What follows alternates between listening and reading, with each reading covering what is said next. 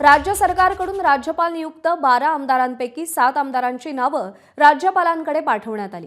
भाजपला 3 तर शिवसेना आणि अजित पवारांच्या राष्ट्रवादीला प्रत्येकी 2 जागा देण्यात आल्यात।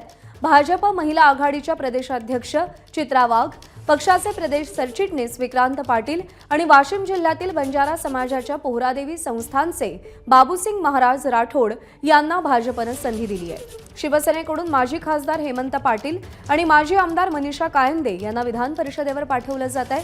राष्ट्रवादीकडून पंकज भुजबळ आणि इद्रिस नायकवडी यांना विधान परिषदेची आमदारकी देण्यात आलेली आहे। अमेय राणे आपले प्रतिनिधी सध्या आपल्या सोबत आहेत। अमेय, काही दिवसांमध्ये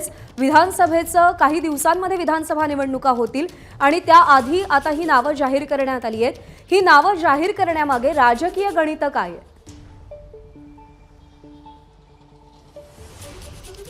राजकीय गणित स्पष्ट आहेत प्रज्ञा, कारण की जी निवड गेल्या खरं तर 2-3 वर्षांपूर्वी व्हायला हवी होती। लोकप्रतिनिधींची ही निवड होती आणि त्यांना जी काम करण्याची संधी असते जनतेसाठी ती कुठेतरी डावलण्यात येते असा हा आरोप होता। खरं तर महाविकास आघाडीच्या काळापासून ही यादी प्रलंबित होती। त्यानंतर मुख्यमंत्री उद्धव ठाकरे, माजी मुख्यमंत्री उद्धव ठाकरे आणि भगतसिंग कोश्यारी यांचा जो वाद झाला, त्यानंतर हे प्रकरण कोर्टात गेलं। त्यानंतर सरकार बदललं। सरकार बदलल्यावर जी यादी होती ती रद्द करण्यात आली। मंत्रिमंडळानं तो निर्णय घेतला, नवी यादी आली, परंतु नव्या यादीवर काही शिक्कामोर्तब झालेलं नव्हतं। हे सरकार आता जायची वेळ आलेली आहे, म्हणजे निवडणुका होत आहेत। त्यानंतर आता निवडणुका कधीही जाहीर होतील, आचारसंहिता कुठल्याही क्षणी लागू शकेल आज दिवसभरात, अशी परिस्थिती आहे। आणि अशा परिस्थितीत आता 12 ऐवजी 7 नावांची जी यादी आहे ती या महायुती सरकारकडनं राज्यपालांकडे सुपूर्द करण्यात आली आहे। आता राज्यपाल यावर निर्णय घेतात का आणि यावर शिक्कामोर्तब करून यांची तातडीनं नियुक्ती होते का हे पाहावं लागेल। याच संदर्भात मुंबई उच्च न्यायालयात शिवसेना ठाकरे गटाचे कोल्हापूर शहर प्रमुख सुनील मोदी यांनी याचिका दाखल केलेली आहे आणि ही आधीची जी यादी होती तीच कायम ठेवावी आणि नव्या यादीला आव्हान देत ही याचिका दाखल करण्यात आली आहे। यावरची सुनावणी पूर्ण झाली असून हायकोर्टानं कुठलेही निर्देश दिलेले नाही आहेत आणि आपला निकाल राखून ठेवला आहे। हा निकाल कधी जाहीर होईल याची अजून काहीही शक्यता नाही आहे, तसे कुठलेही संकेत हायकोर्टाकडनं दिलेले नाही आहेत। परंतु राज्य सरकारला त्याचवेळी कुठलेही निर्देश नाही आहेत, त्यामुळे राज्य सरकार त्यांचा निर्णय घ्यायला मोकळी आहे। त्यामुळे आता हे प्रकरण न्यायप्रविष्ट असताना या संदर्भात राज्यपाल निर्णय घेतात का हे पाहावं लागेल आणि जर ही नियुक्ती आजच्या आज झाली तर त्यांचा शपथविधीसुद्धा तातडीनं उरकावा लागेल, कारण की आचारसंहिता लागण्यापूर्वी ही प्रक्रिया पूर्ण होणं गरजेचं आहे।